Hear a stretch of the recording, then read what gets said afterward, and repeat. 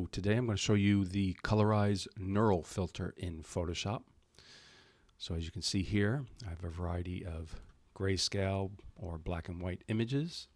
And the first thing to do is to make sure that if they are in grayscale originally, you need to go up to Image Mode and convert them to RGB color. So once you do that, as an example with this image, you can see also here in the layers, just a background layer. You just go up to Filter, Neural Filters, and then this panel comes up. And then with this panel, there are different featured neural filters. And if you see, as you do here, like a cloud icon, that's where you would have to click to, download that feature to be able to use it. As you can see, I already have most of these. I just have to turn them on. So I just click on the button to the right for Colorize. Automatically, it's set to auto color the image. So there you go. In just like a few seconds, boom, it looks quite amazing. So I move this over here. And then a couple of features here in the panel to show you. It's set to auto color the image. And then it says manually color the image, which is kind of confusing. But the one thing that I've noticed is that if you wanted to change, let's see, say the color over here on her, I guess it would be her right arm, you could go over to that part of the section, and when you click, it then asks basically what color you want to make it to. So if I wanted to make that blue there, and that says processing on device at the bottom, it should, so it would make that whole area blue. And so you would have to go around and click the different areas if you want to add color. I don't want that, so I'm doing Command Z. And so the way that I like to use Colorize Filter best is, you find an image that it does work well with to add what looks like natural colors like this. And then you can go down and you can tweak the particular colors. So if I wanted like the reds to, or I wanted the overall to have more red, I would just move the magenta green slider to left for magenta.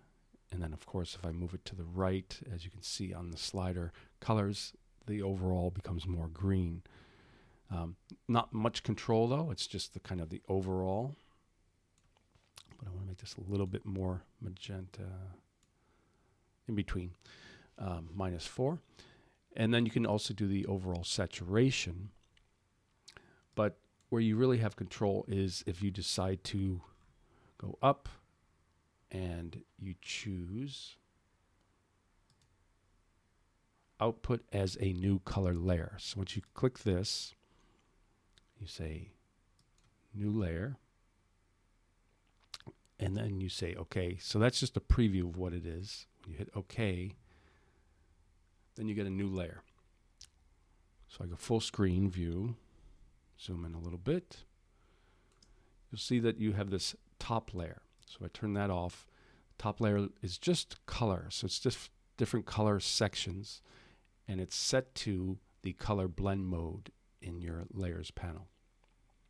So the great way to have even more control is to start with the Colorize Neural Filter, bring it into Photoshop like this, and then with your brush, you choose what color you might want to add. So say I wanted a little touch of blue.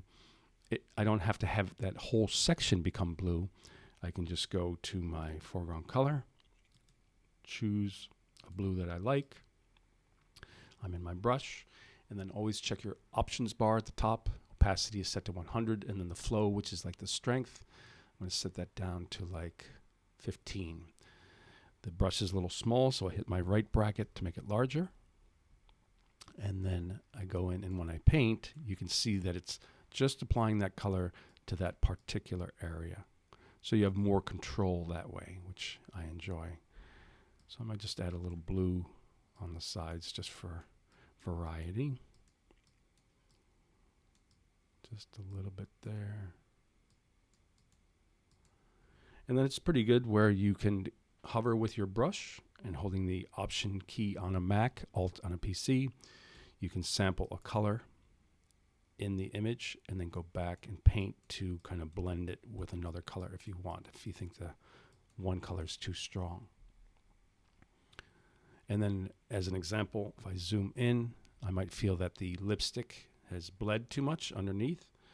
So with my brush, I hold my Option key on the skin color, Alt on a PC again, hit the left bracket a few times to make it smaller, and then when I paint here, it's blending that kind of skin color back in